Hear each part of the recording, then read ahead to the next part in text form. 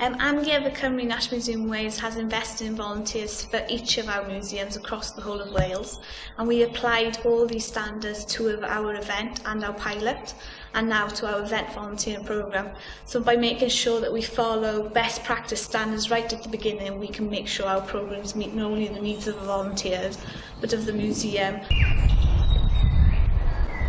We've continued to engage with all the volunteers that volunteered at the Food Festival, and they've all joined either other volunteer roles, continued event volunteering, or have joined our youth forums.